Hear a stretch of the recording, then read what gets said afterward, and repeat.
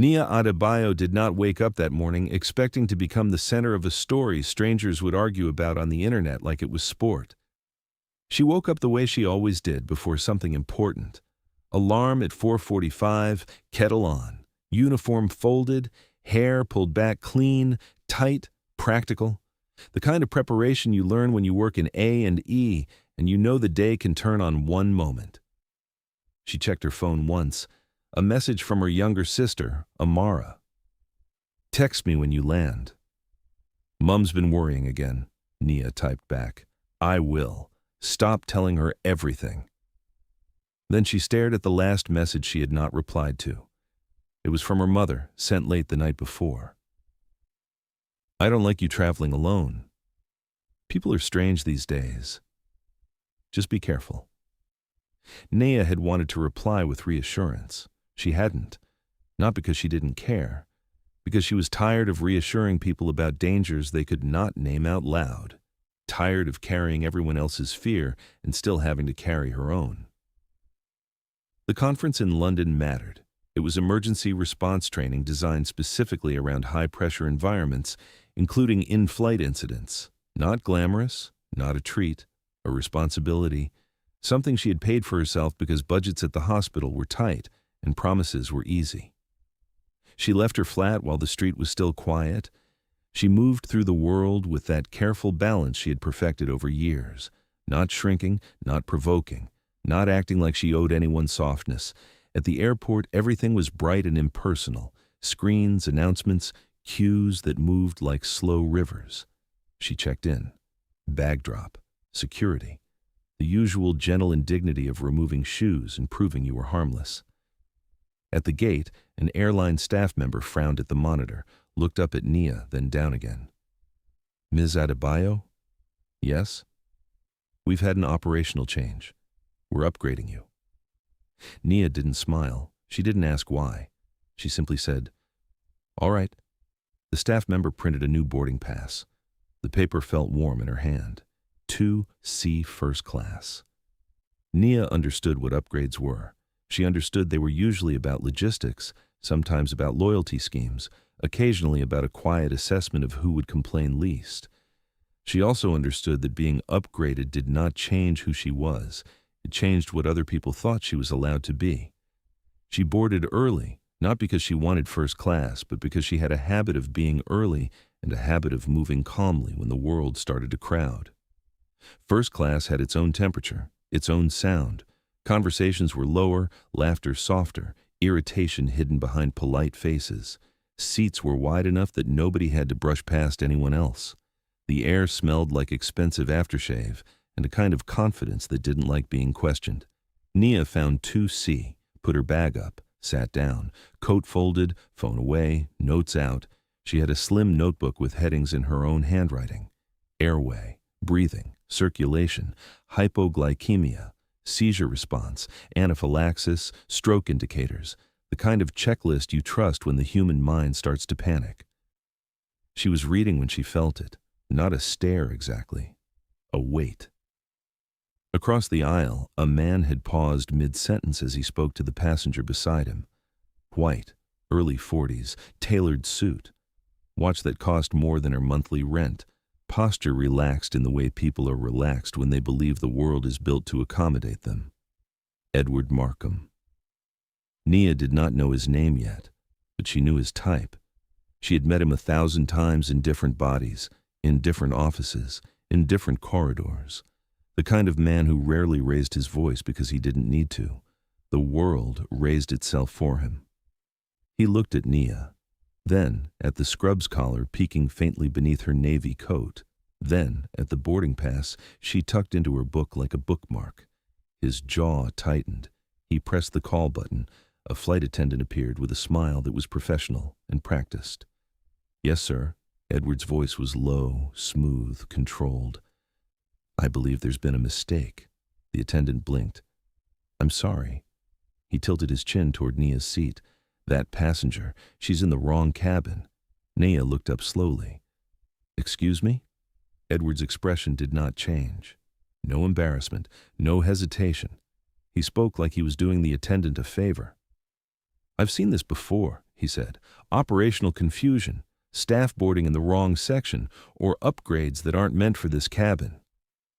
The words landed like a clean slap, not because they were loud, because they were certain. A woman beside him, his wife, shifted. Mid-50s, soft face, tired eyes. The kind of woman who had spent years smoothing sharp edges until they seemed normal. "Edward?" she murmured, voice gentle but strained. He didn't look at her. The attendant turned to Nia. "May I see your boarding pass, please?" Nia handed it over without a word. The attendant scanned it. The device beeped. Confirmation. "It's valid, sir," the attendant said. "Ms. Adebayo has been upgraded." Edward repeated the word like it tasted wrong. Upgraded. He looked directly at Nia now, not with curiosity, but with a question he believed she should have to answer. "On what basis?" The attendant's smile tightened. "It's operational, sir." Edward's tone sharpened a fraction, the kind of fraction that changed the air. "Could you check her ID as well, just to ensure everything matches? It'll take a moment." The cabin quieted in that subtle way. A drop in conversation, a shift in attention, people pretending not to listen while listening perfectly. Nia's voice was calm. "My identification is not required to validate a confirmed boarding pass." Edward smiled thinly. "Standards are important." There it was, the trick. Wrap suspicion in standards, wrap prejudice in procedure, make it sound like policy so nobody has to call it what it is. The attendant hesitated, then did the thing that kept the peace but damaged the truth. "Ma'am," she said softly, "would you mind stepping toward the galley for a moment while we confirm on the system?" Nia stared at her. "My pass is confirmed." "I understand," the attendant replied quickly. "Just a moment." Nia stood, not because she was wrong, because she could feel the eyes, because she knew how quickly a situation could become dangerous if the wrong person decided she was being difficult. As she stepped into the aisle, a man in 1A lifted his phone slightly, pretending to scroll, recording. A woman across the aisle whispered to her companion, "It's always something." Always. As if Nia's existence in that seat was a recurring inconvenience. Nia walked to the galley, calm, no shaking hands, no raised voice. Her dignity was not fragile, but it was heavy, because she carried it everywhere. In the galley, the attendant scanned again. Same result. "It's valid," she whispered. "I'm sorry. He's very particular." Nia met her eyes. "He's comfortable," the attendant frowned. "Comfortable enough," Nia continued quietly, "to assume I'm the error." The attendant swallowed. "You can return to your seat." Nia walked back. Edward didn't meet her eyes now, but the satisfaction sat in his posture. He had made her move. That was the point. His wife leaned toward him. That was unnecessary. Edward adjusted his cufflinks. "I'm protecting what we paid for." The plane began to taxi. The engines deepened. Safety announcements played. Nia opened her notebook again and tried to focus. But focus is harder when you have just been reminded that you can be correct and still be treated like you're trespassing. Takeoff was smooth. For a while the cabin settled. Drink service began. Edward ordered whiskey. His wife declined. She looked pale, but he didn't notice. Or he noticed and dismissed it, the way some people dismiss anything that disrupts the story they want to live inside. Nia watched without staring. She saw small details. The slight tremor in Margaret's fingers as she reached for her water, the way her breathing seemed just a little shallow, the sheen of sweat at her temple that didn't match the cabin temperature. Margaret leaned toward Edward. "I feel strange," she murmured. "You're fine," Edward replied, eyes on his phone. "I'm dizzy." "You barely ate," he said, irritated at being interrupted. "Have water." Margaret tried to twist the bottle cap. Her fingers slipped. She tried again, failed. Nia's attention sharpened. Margaret lifted the bottle anyway, tried to drink, coughed. A small, wet cough, not dramatic, but wrong. Nia watched her pupils, watched her posture, watched the way her mouth tried to form a word and couldn't find it. Margaret leaned toward Edward again. "Edward." He sighed. "What?" Margaret's sentence fell apart. Her head tilted, her body slumped sideways into the aisle. A glass tipped, liquid spilled. Someone gasped. The cabin noise cracked open. Edward stood too fast. His knee hit the tray table. "Margaret?" She didn't respond. Her eyes rolled slightly, lips pale, skin clammy. "Margaret," his voice rose. "Is there a doctor on board?" Silence. Not because there wasn't anyone capable. Because people freeze. Because in first class, people are used to problems being handled by someone else. A flight attendant rushed forward. "Sir, please remain calm." "She's not breathing properly." Edward dropped to his knees, grabbing his wife's shoulders as if he could shake her back into safety. Nia was already moving. She didn't announce herself. She didn't ask for permission. She knelt beside Margaret and gently guided her onto her side. Edward snapped, loud now. "Don't touch her!" Nia looked up. Her eyes were steady. "I'm a registered emergency nurse. Step back." Edward's face tightened. "I don't know you." Nia's gaze held him. "You didn't need to know me to decide I didn't belong." The cabin went silent. It wasn't a shout. It was a truth spoken flat, a truth that made the air heavy. Edward hesitated, torn between pride and panic. Nia didn't wait. She checked Margaret's airway, breathing present but shallow. She felt the pulse at the wrist, fast, weak. She scanned her wrist and saw it, a medical bracelet, type 1 diabetic. Nia's voice turned clinical. "When did she last eat?" Edward blinked as if the question was offensive. "What? When did she last eat?" "She had coffee," he said, voice shaking. "She didn't want breakfast." "Insulin today?" "Yes," Edward replied quickly. "Her normal dose." Nia nodded once. To the flight attendant she said, "I need glucose, now. Juice, sugar, anything. And I need the medical kit." The attendant stared for half a second, then moved. Edward hovered over them, useless and furious that he was useless. "What are you doing?" he demanded. "Preventing a seizure," Nia said calmly. "What if you're wrong?" "If I'm wrong," Nia replied, "she'll still be alive when we find out." A juice bottle arrived. Nia supported Margaret's head carefully, not tilted back, not forcing, just guiding. "Small sip," she instructed. "Slow." Margaret's lips trembled. She swallowed weakly, one sip, then another. Nia kept her voice low, anchored. "Stay with me. Keep swallowing." Edward's hands were shaking. He looked around as if someone else could step in and replace the reality he didn't like. "Please," he whispered, voice breaking. "Please help her." Nia didn't respond to the plea. She responded to the signs. Margaret's breathing was still shallow. Her eyes fluttered. Nia requested glucose gel. The attendant produced it. Nia applied a small amount inside Margaret's cheek, massaging gently so it could absorb. Margaret grimaced. A low sound escaped her throat. Nia checked pulse again. Stronger. Not good. Better. Margaret's eyes opened briefly, unfocused. "Edward?" Relief hit Edward like a wave. He leaned forward. "Oh, God, Margaret." Margaret's gaze shifted to Nia. Confusion, then recognition, like she understood without being told. "You," Margaret whispered. "Yes," Nia said quietly. "You're coming back." Margaret's eyes filled with tears, not just from fear, but from something else. Something that had been building since Edward pressed that call button. "I heard him," she whispered. Edward stiffened. Margaret continued, voice trembling but clear enough. "I heard what you said." Edward's face drained of color. The cabin watched, not with annoyance now, with sharp attention, witness energy, the kind of attention that makes people feel exposed. Nia didn't comment on the earlier confrontation. This was not the moment for revenge. It was the moment for breath. To the attendant, she said firmly, "Notify the cockpit. We need medical staff to meet us on arrival, and I want the pilot informed this was a serious metabolic collapse." The attendant nodded, already moving. Edward swallowed hard. Margaret squeezed Nia's hand weakly. "Thank you." Nia nodded once. "Keep breathing." For the remainder of the flight, the cabin stayed quiet. Edward sat stiffly, staring forward, phone forgotten.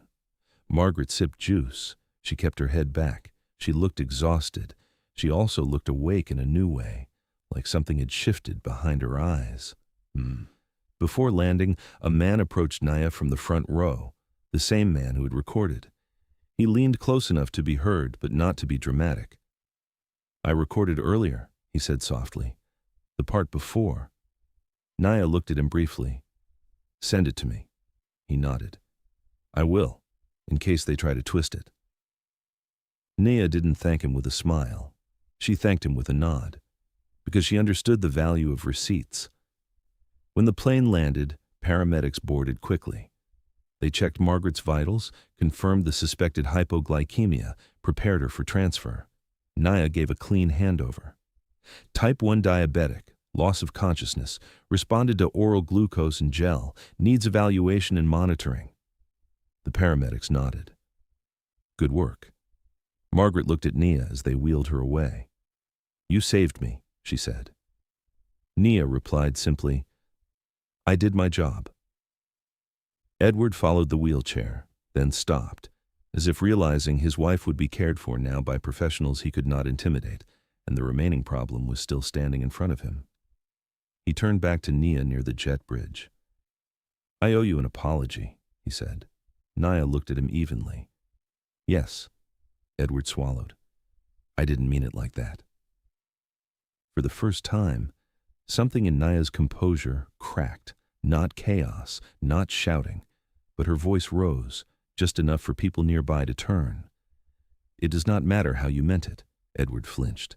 Nia lowered her voice again immediately, controlled. The crack was gone, but the heat remained. "You meant it enough to press the call button," she said. "You meant it enough to ask them to check my ID. You meant it enough to make me move." Edward's jaw tightened. "I panicked." Nia stared at him. "No, you were comfortable, until you weren't." He exhaled slowly, eyes flicking around, noticing strangers watching, noticing he could not buy privacy from the truth. "I want to make this right," he said. "Then write a statement," Nia replied. Edward blinked. "What?" "A written statement acknowledging that you questioned my right to sit in a seat I was assigned," Nia said, "and that the crew asked me to step aside because you were uncomfortable." Edward's face hardened slightly. "That could be misinterpreted." Nia's eyes narrowed. "The only thing misinterpreted today was my presence." Silence. Edward tried to pivot. "I can compensate you, donate to your hospital, pay you, whatever." "I don't want your money," Nia replied. "Then what do you want?" "Training," she said. "Mandatory emergency response training for long-haul cabin crew, clear protocol, and a written policy that discriminatory complaints do not override valid boarding passes." Edward stared at her. "That's significant," he said carefully. "So was nearly losing your wife," Nia replied. His face twitched. "Fine, I'll do it." Nia held his gaze long enough to make sure he understood this was not a conversation he could later rewrite. "Today," she said. "Not next week. Today." Edward nodded stiffly. "Today." Nia left the airport feeling heavier than she should have, not because she had saved a life. She had done that before, many times, in rooms where nobody recorded, in corridors where nobody thanked you, in nights where you drove home exhausted and nobody knew what your hands had held. She felt heavy because she could already feel what was coming. When a moment like that happens in public, the world doesn't just watch, it edits. At the hotel, she checked her phone. A message from Amara. "You landed?" Nia typed back. "Yes. Call later." Then another message arrived from the man in 1A, a video file. Nia watched it once, Edward's voice. "I've seen this before." The attendant, "Ma'am, would you mind stepping aside?" Nia's own voice, "My identification is not required." The cabin, the silence, the eyes. Nia watched it again, not because she enjoyed it, because she needed to know exactly what it showed. That night she called her sister. Amara answered, half asleep. "You okay?" Nia hesitated. Then she told her. Amara went quiet. Then she said, "They always do that." Nia closed her eyes. "Yes." Amara's voice sharpened. "Did you let him have it?" Nia's voice stayed calm. "I made him commit to policy changes." Amara snorted. "He'll wriggle out of it." "Not if it's written," Nia replied. Amara sighed. Text Mom. She'll see this online before you tell her. Nia swallowed. I will. She texted her mother 2 sentences, landed safe. There was an incident on the plane. I handled it. I'm fine, her mother replied instantly. What incident? Are you safe? Call me now. Nia stared at the screen, then called. Her mother's voice was tight with fear and anger, and something older. Nia, what happened? Nia explained quietly. No drama, just facts. Her mother listened, then said, So he tried to remove you. Nia didn't correct the phrasing. Yes. And then you saved his wife. Yes. Her mother's voice broke. They make you prove you're human before they stop. Nia swallowed. Mom, I'm okay. Her mother whispered, I'm not. The next day, Nia attended the conference. The room was full of professionals, nurses, paramedics, doctors, cabin crew, people who understood procedure and pressure. For a few hours, she felt like she could breathe again. Then her phone buzzed during lunch, a notification, a clip. Edward's face, Nia's face, the call button sound, the caption written by some stranger. They tried to move her out of first class, then she saved his wife. Thousands of likes, thousands of comments. Nia's chest tightened. She clicked the comments once, just once.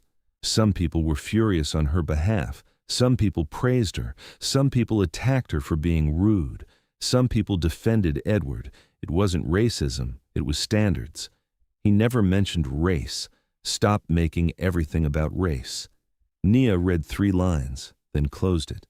Because this was the part she hated, not the emergency, not even the confrontation, the editing, the argument, the strangers turning her life into a debate.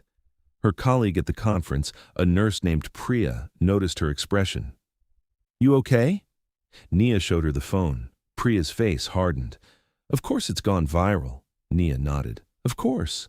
Priya leaned closer. Do you have the full video? Yes? Good, Priya said. Keep it safe. They'll try to rewrite it. They. Nia didn't ask who. She knew.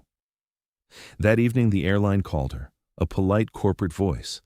Ms. Adebayo, we're so pleased you and all passengers arrived safely. We want to commend your actions. We'd like to coordinate a positive message around the incident. Nia listened. Positive message, she repeated. Yes, we'd like to highlight the successful outcome and the professionalism of our crew. Nia's voice stayed calm. Your crew asked me to step aside because a wealthy passenger demanded it. A pause. The corporate voice softened, careful. Sometimes misunderstandings occur. Nia said, It wasn't a misunderstanding. It was a decision. Another pause. We'd appreciate if you didn't escalate this publicly. The voice continued. These situations can be misinterpreted. Nia's grip tightened on the phone. She spoke slowly. The only thing misinterpreted was my right to sit down. Silence. The corporate voice cleared its throat. We can offer you compensation for the distress. Nia laughed once, humorless. I don't want vouchers, she said. I want policy. We will review our procedures. No, Nia replied. You will present a plan, with dates. The call ended with vague promises. Nia did not trust vague promises. Edward emailed her 2 days later. A statement attached, carefully written, carefully legal. It acknowledged he questioned her seating, expressed regret, committed to fun training, thanked her for saving his wife. It was better than nothing. It was not enough. Nia forwarded it to a solicitor friend. Then she did something she rarely did. She contacted a journalist, not to become famous, to create pressure. She gave a short written statement, factual and controlled. My boarding pass was valid. I was asked to step aside due to a passenger complaint. Shortly after, a medical emergency occurred. I provided care as a registered nurse. I'm requesting mandatory training and clear protocols to prevent hesitation and bias affecting safety. No drama, just facts. The article dropped 2 days later. The clip spread again with new framing. Now it wasn't just a reversal story. It was an accountability story. The airline's PR team panicked. Edward's company panicked. Margaret's face appeared in follow-up pieces. She looked pale but alive. She looked like someone who had been forced to see a truth she had been avoiding for years. Margaret asked to speak to Nia, not through Edward, directly. A handwritten letter arrived at Nia's hospital a week later, addressed carefully. Nia read it during a break in a corridor that smelled like disinfectant and stale coffee. Margaret wrote about fear, about waking up on the plane and hearing her husband's words replay in her head like a bruise, about how she had spent years translating his sharpness into something softer for other people so they wouldn't see it. She wrote, "I think I've been excusing cruelty. I've been calling it standards. I've been calling it stress. I've been calling it success." Nia sat still. Margaret wrote, "When you said you didn't need to know me to decide I didn't belong, I realized how often Edward has decided who belongs in our lives, who belongs at our table, who belongs in his world. And I've let him." At the end, Margaret wrote, "Thank you for saving me, and thank you for not pretending it was nothing." Nia stared at the paper for a long time. Then she folded it and put it in her bag. Not as a trophy, as proof that the incident had actually reached someone's conscience. Edward requested a meeting after that. He didn't ask kindly. He asked through his assistant, as if the world still worked through schedules and control. Nia agreed to meet him in a public cafe near her hospital. Neutral ground, witnesses around, no private rewriting. Edward arrived early. He stood when she entered, then hesitated, unsure whether offering a handshake would look sincere or staged. Nia sat down without ceremony. Edward began with the line he thought was enough. "I was wrong." Nia looked at him. "Yes." Edward's face flickered, discomfort rising. "I didn't mean it like that," he said. Nia's eyes hardened. Edward continued quickly. "I didn't mean it as—" Nia cut him off. Her voice rose, sharp, controlled, and the cafe went quiet around them. "It does not matter how you meant it." Edward froze. Nia lowered her voice again immediately, tight. "You meant it enough to press the button. You meant it enough to ask them to check my ID. You meant it enough to make me move." Edward's throat bobbed. People were watching now, not filming, but listening. You could feel it. Edward tried to regain control. "This has become larger than it should have been." Nia leaned forward slightly. "It became exactly as large as it was," she said, "because it's not new. It's familiar." Edward's jaw tightened. "You're suggesting I'm some sort of—" Nia stared at him. "You said, 'I've seen this before,'" she replied. "That's not a mistake. That's a habit." Edward's mouth opened, closed. Nia continued, voice steady. "The reason people are angry is because they've lived versions of that moment, being questioned, being moved, being treated like a risk. And most of the time there is no collapse to force the truth into the open." Edward looked down at his hands. "I funded the training," he said. Nia didn't soften. "You committed to fund training," she corrected. "I want timelines, completion rates. I want the airline to publish it." Edward's eyes flicked up. That could expose them to liability. Nia's tone was cold. "Safety is more important than comfort. Remember?" Edward swallowed. He tried another angle. "I'm trying to do the right thing now." Nia replied, "Then do it without asking me to make you feel better." Edward flinched again. He looked like a man who had never been denied emotional labor by someone he believed he could buy. Edward spoke more quietly. "I've been receiving messages, threats, people calling my office." Nia held his gaze. "And," Edward's voice tightened, frustration creeping in, "I'm telling you there are consequences." Nia nodded once. "Consequences are the only language some people learn." Edward stared. Then he said something that sounded like honesty, but still carried entitlement. "I want to understand why you were so confrontational." Nia's eyes narrowed. "I wasn't confrontational," she said. "I was factual." Edward opened his mouth again. Nia continued before he could speak. "You want to know what confrontation looks like?" she asked. "Confrontation is making a woman move from her seat because you don't like what she represents. Confrontation is forcing your discomfort into policy so everyone else has to handle it. Edward's face tightened. Nia stood. The meeting was done. Before she left, she said one last thing. If you want redemption, stop looking for forgiveness. Start looking for responsibility. Then she walked out. That week, Edward's board called an emergency meeting. Not because they suddenly cared about justice, because reputational risk has a price. Edward sat at the head of a table in a glass building with views of London, and for the first time in his career, he could feel the room watching him with doubt. A director slid a tablet across the table. The video. Millions of views. Another director spoke. You said, "I've seen this before." What did you mean by that? Edward's jaw tightened. It was a phrase. The director didn't blink. It sounded like familiarity. Edward's voice sharpened slightly. I was referring to seating errors.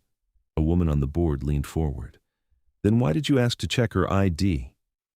Edward hesitated. Silence. The woman continued. This is not just about optics. It's about judgment. A man at the end of the table said, We've already received queries from investors. They want to know if this is a pattern. Edward's stomach tightened. Pattern. That word again. Edward's assistant, a woman named Leanne, sat outside that boardroom with a laptop on her knees. She had worked for Edward for 3 years. She knew his tone. She knew his habits. She knew the way he used standards as a weapon. Leanne's phone buzzed, a message from someone she hadn't spoken to in years. A former colleague. You seen the clip? That's him. He did it to me once. Conference in Zurich. He got security to remove a junior analyst because he didn't recognize him. Leanne stared at the message. Her chest tightened because she remembered Zurich. Not clearly, but enough to recall Edward's irritation that day, his complaint about random people near the VIP lounge.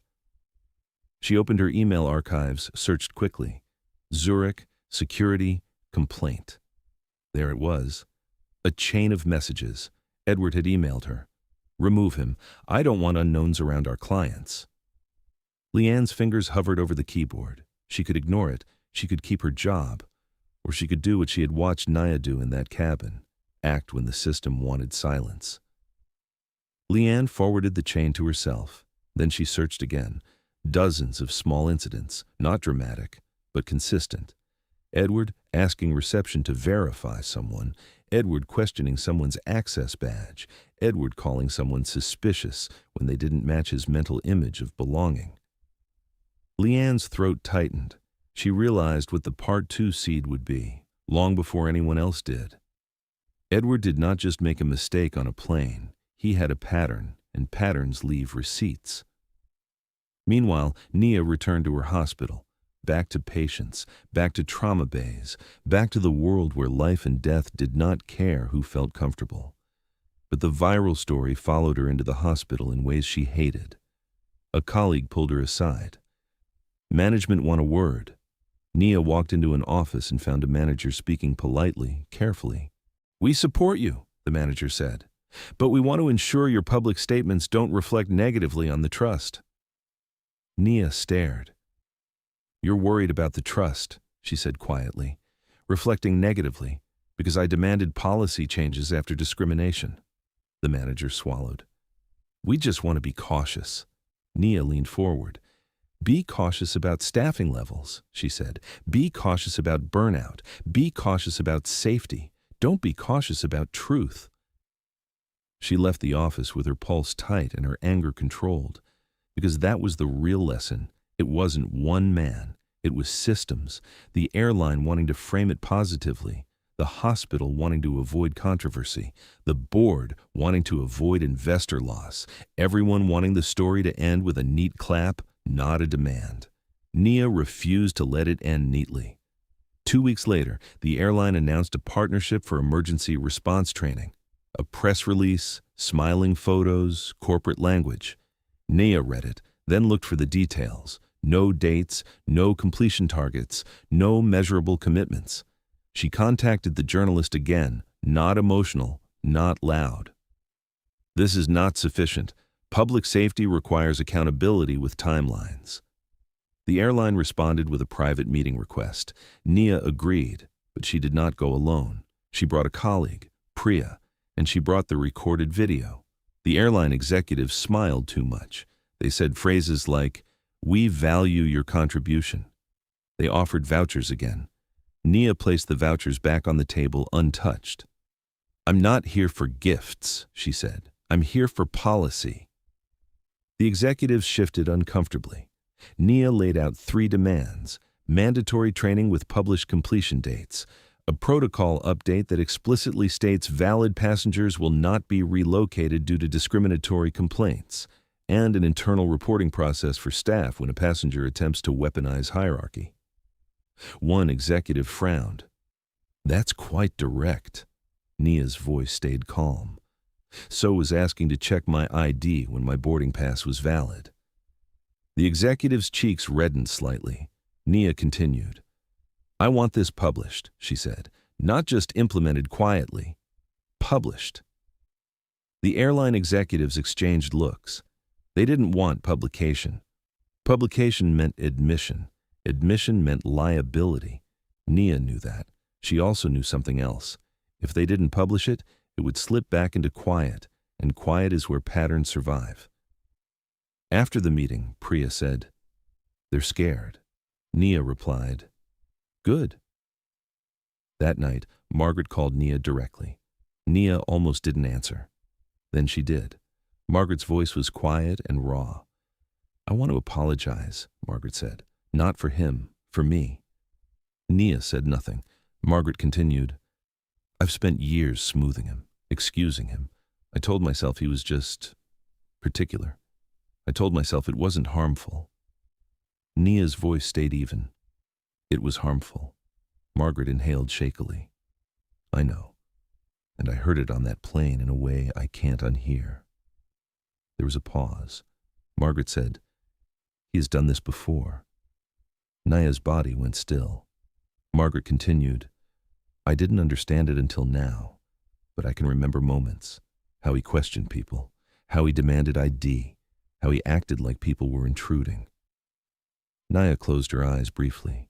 Margaret said, "I think he does it whenever he feels he's losing control."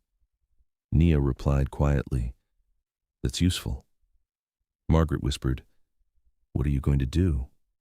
Nia answered, "I'm going to make sure it costs him something structural." Margaret's breath hitched. "I'm leaving him," she said suddenly. Nia didn't react outwardly. Margaret continued, "Not dramatically. Not as a punishment. I'm leaving because I can't pretend anymore." Nia said, "That's your choice." Margaret's voice broke. "It's my survival," she whispered, "and I'm ashamed it took nearly dying for me to see it." Nia's throat tightened slightly. Not sympathy for Edward. Recognition of the damage patterns due to everyone around them, even those protected by status. The next day, Edward's assistant Leanne sent a message to the journalist anonymously. Not a rant, a simple line. "There is evidence this is not the first time. Attached, emails, security requests, prior complaints, small incidents forming one clear pattern." The journalist contacted Nia. "I've got something," the journalist said. "It's big. It suggests he's done this before." Nia's voice was calm. "Send it." When Nia read the email, she didn't feel surprise. She felt heat, not explosive, controlled, because this was the seed, the proof that Edward's line, "I've seen this before," was not accidental. It was confession. Nia gave one more statement to the journalist.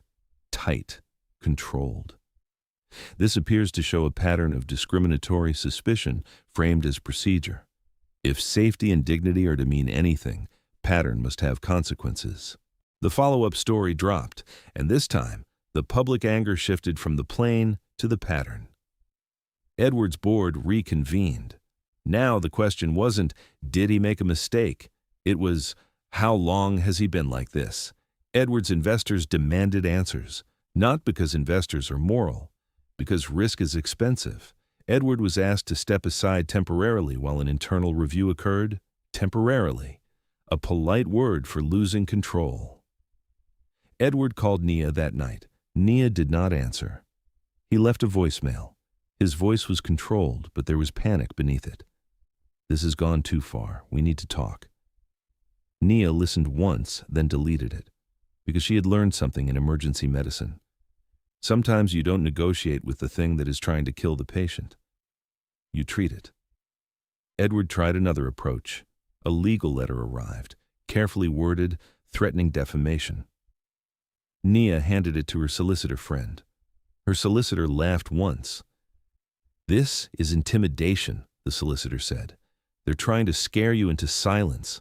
Nia nodded. "It won't work." Then the airline finally published a revised protocol, not perfect, but explicit.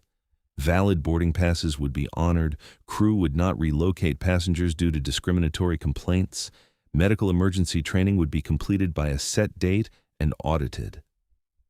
Nia read the protocol update and felt something close to satisfaction, not victory, relief. The kind of relief you feel when you stop bleeding, not when you win a prize. Weeks later, Nia walked through her hospital corridor after a night shift, her body exhausted, mind still sharp. She passed a television mounted on a wall. Edward was on the screen, not smiling, standing at a podium, announcing he was taking time to reflect, while an interim leader assumed his duties. Nia didn't stop walking, because she knew something the world rarely understood. This was not about ruining him. This was about correcting a pattern that would keep hurting people until someone forced friction into it. And then she saw a headline flash across the screen beneath Edward's image. Former assistant leaks emails showing repeated incidents of ID checks and removals. Nia's chest tightened. The seed had already sprouted. Part 2 was already forming. Because if Edward had done it before, he had likely done it to people who didn't have cameras, to people who didn't have the language, to people who had moved quietly, swallowed the humiliation, and carried it home like a bruise. Now those people would come forward. Now the pattern would widen. Now the question would become bigger than a plane.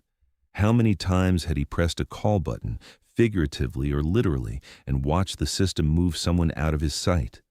Nia went into recess again that night. Another emergency, another patient, another crisis that demanded her hands. No cameras, no applause. But she felt the anger in her chest like a steady flame. Because anger, the right kind, is not chaos. It is memory. It is refusal. It is a line drawn and held. And if you're listening to this, be honest with yourself. If his wife hadn't collapsed, would anyone have defended Nia? Would anyone have questioned Edward?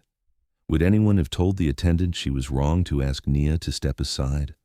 Or would the cabin have returned to quiet comfort, with Nia absorbing the insult as just another cost of being visible? That is why people are angry. Not because the wife nearly died, but because dignity had to be earned through crisis. That is the sickness. That is the pattern. And the Part 2 seed is already there, waiting. Because somewhere out there is someone who remembers Edward saying the same words in a different room.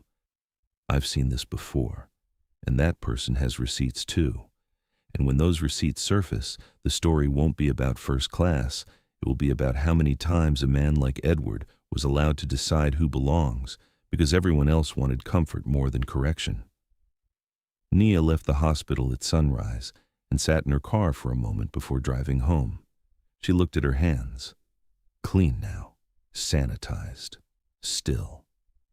She whispered to herself, not for drama, but because it was true. I'm tired of being right. Then she started the engine. Because being tired did not stop the world. It never had. And the next time someone pressed a call button to move someone they decided didn't belong, Nia knew one thing. She would not be the only witness, not anymore. Because now the pattern had a name. Now it had evidence. And now, finally, it had consequences. That's the difference between a moment and a movement. That's the difference between a viral clip and a reckoning. And if you want to know what happens next, ask yourself this. How many people have been quietly removed before anyone collapses? And how many of them have been waiting for someone to prove it wasn't a one-off? It was a habit with a paper trail, a habit with a cost, a habit that is now exposed, and that is where part 2 begins.